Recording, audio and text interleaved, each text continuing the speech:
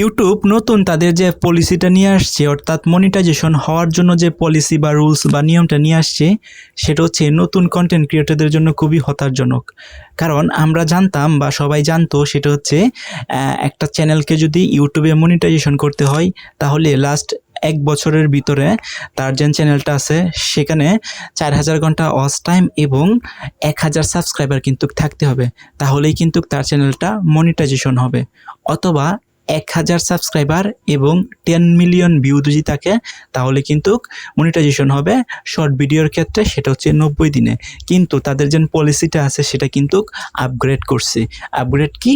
এই বছরে কিন্তু কার্যকর হবে না, সেটা হচ্ছে 27 সালে কার্যকর হবে, অর্থাৎ 27 সালের প্রথম থেকে সেটা কার্যকর হবে। সেটা হচ্ছে যারা ইউটিউবে কন্টেন্ট ক্রিয়েট করবে বা কন্টেন্ট ক্রিয়েটর যারা আছে, তাদের চ্যানেলটা যদি মনিটাইজেশন করতে হয়, তাহলে লাস্ট 1 বছরের ভিতরে, মানে লং ভিডিওর ক্ষেত্রে লাস্ট 1 বছরের ভিতরে তার চ্যানেলে 1000 সাবস্ক্রাইবার এবং 8000 ঘন্টা ওয়াচ টাইম পূরণ করতে হবে। যেখানে এই বর্তমানে 26 সালের আগে এবং গত বছরগুলোতে বা অনেক আগে থেকে যে নিয়মটা ছিল, সেটা হচ্ছে মাত্র 4000 ঘন্টা ওয়াচ টাইম পূরণ হইলেই মনিটাইজেশনের আবেদন করা যাইতো। কিন্তু এখন কিন্তু তাদের পলিসিটা আপডেট করে সেই 4000 ঘন্টা থেকে এখন নিয়ে গেছে 8000 ঘন্টা। কিন্তু তাদের যে সাবস্ক্রাইবার সেটা কিন্তু অপরিবর্তিত লাগছে, অর্থাৎ 1000 সাবস্ক্রাইবার হলেই হবে। অন্যদিকে শর্ট ভিডিও যারা তৈরি করে, শর্ট ভিডিওর ক্ষেত্রেও কিন্তু আরও কঠিন হয়ে গেছে। কি কঠিন? কারণ শর্ট ভিডিওর ক্ষেত্রে সেটা হচ্ছে লাস্ট 90 দিনের ভিতরে শর্ট ভিডিও যারা তৈরি করে তাদের চ্যানেলে 1000 সাবস্ক্রাইবার এবং 20 মিলিয়ন ভিউ লাগবে। যেখানে বর্তমানে আছে সেটা হচ্ছে 10 মিলিয়ন ভিউ, সেটাও কিন্তু প্রায় দ্বিগুণ করে ফেলছে।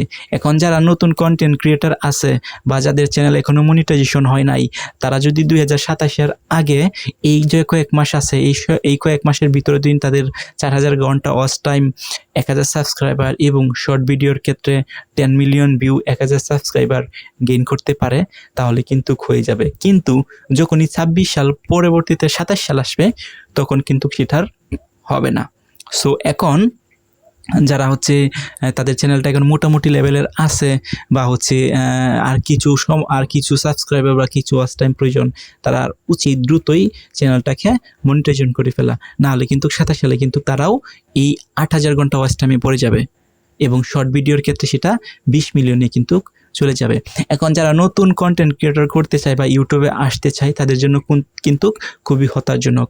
যেখানে 4000 ঘন্টা ওয়াচ টাইম, 1000 সাবস্ক্রাইবার অর্জন করতে অনেকেই হিমশিম খেয়ে যেত, সেখানে 1000 সাবস্ক্রাইবার, 8000 ঘন্টা ওয়াচ টাইম এবং শর্ট ভিডিওর ক্ষেত্রে 1000 সাবস্ক্রাইবার, 20 মিলিয়ন ভিউ, সেটা খুবই ক্রিটিক্যাল হয়ে যাবে একজন নতুন কন্টেন্ট ক্রিয়েটরের ক্ষেত্রে। হ্যাঁ, তবে যারা নতুন কন্টেন্ট ক্রিয়েটর করবে, তাদের যে কন্টেন্ট যদি মানসম্মত হয় এবং কোয়ালিটিফুল কন্টেন্ট হয়ে থাকে, তাহলে এটা কিন্তু অর্জন করা কোনো বিষয় না।